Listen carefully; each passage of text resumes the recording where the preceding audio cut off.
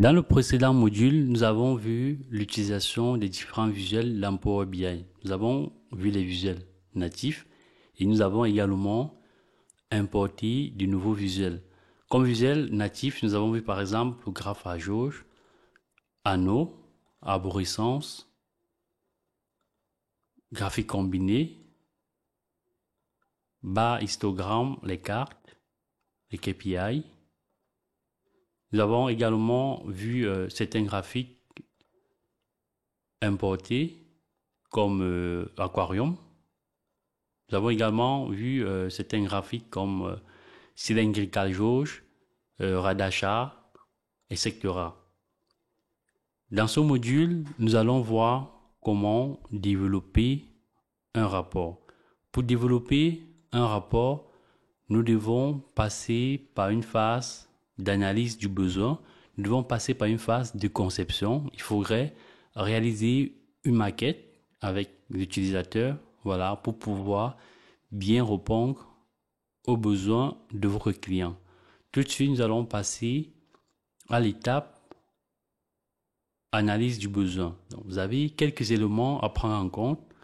Vous devez vous poser la question à qui est destiné le rapport que vous développez, à qui est destiné le tableau de bord que vous allez développer.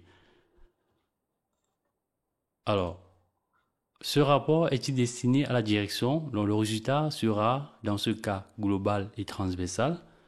Ce rapport est-il destiné à l'encadrement? Le résultat sera spécifique. À l'analyste, le rapport permettra une exploration beaucoup plus détaillée. Le grand public, le rapport doit être très simple et rapide à lire et fournir de nombreuses explications. Vous allez également vous poser la question de savoir quelle décision doit être prise grâce au rapport. À quelle question faut-il répondre? S'agit-il d'informer et de communiquer, de suivre des objectifs et des progressions dans certaines entreprises? Voilà.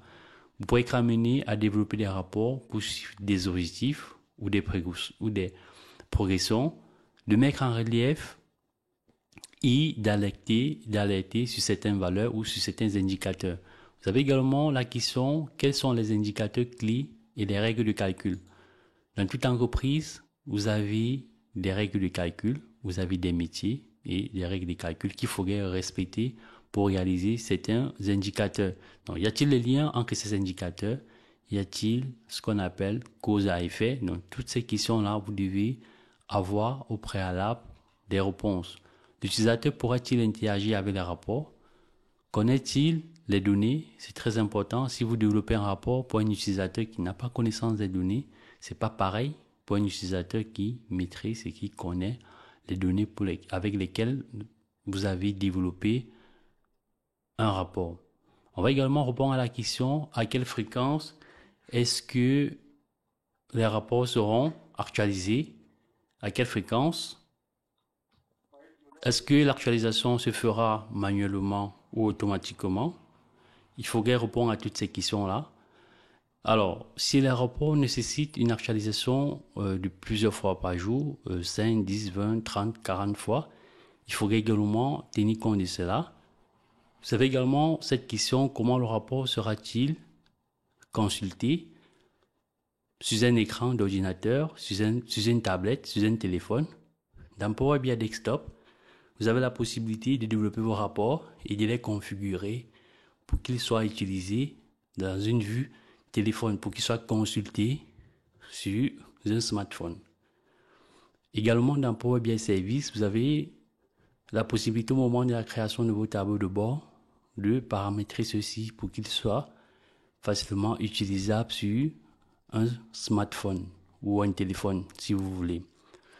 Alors, hormis cette phase d'analyse, il va falloir faire un croquis, une conception. La conception peut se faire sur une feuille, ça peut se faire sur un logiciel. Avec l'utilisateur, vous allez essayer de concevoir, de réaliser une maquette.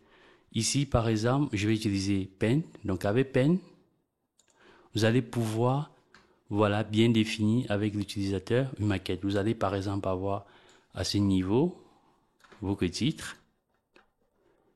Là, vous avez vos titres, là, ici. par exemple. Là, sur le côté, vous pouvez rajouter vos segments ou vos filtres, si vous voulez. Là, vous aurez ici un camembert, par exemple. Vous aurez là, par exemple, une carte qui va vous présenter le chiffre d'affaires.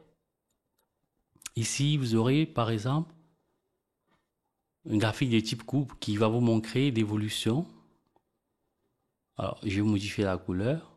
Qui va vous montrer l'évolution, par exemple, du chiffre d'affaires ou du montant de vente et des bénéfices en fonction de l'année ou du mois. Donc, vous voyez, vous faites une sorte de maquette et puis vous validez cette maquette avec l'utilisateur et par la suite, vous pouvez passer dans Power BI pour développer. Alors, il y a une question qui revient beaucoup, ou alors il y a des gens qui se posent la question, comment développer des rapports percutants, pertinents, ou trouver l'inspiration? Eh bien, c'est très simple. Dans les prochaines vidéos, nous allons voir qu'il est possible de trouver l'inspiration sur Internet. Donc, vous allez sur Google, vous tapez rapport, vous tapez tableau de bord ou dashboard. Vous allez voir des exemples de rapports. Vous pouvez vous inspirer de ces rapports-là. Vous pouvez également aller sur des sites comme Adobe Stock, Pinterest, pour voir des exemples de dashboard. Nous allons parcourir ces sites-là et voir des exemples de rapports sur lesquels nous pouvons nous appuyer pour développer nos rapports. Et lorsque vous développez des rapports, il faudrait également tenir compte de la charte graphique de l'entreprise. Donc, chaque entreprise a une charte graphique, il y a des couleurs de l'entreprise. Vous pouvez vous extraire les couleurs du logo, par exemple, ou les couleurs du site pour pouvoir développer vos rapports. Et vous avez des outils qui vous permettent d'extraire des palettes de couleurs. Vous avez des outils comme Adobe Color, par exemple, qui vous permet d'extraire des couleurs. Vous avez également besoin des icônes. Par exemple, vous aurez besoin des icônes sur votre site. Vous allez aller, par exemple, sur icône 8 pour récupérer les icônes. Nous verrons tout cela dans la suite de cette formation.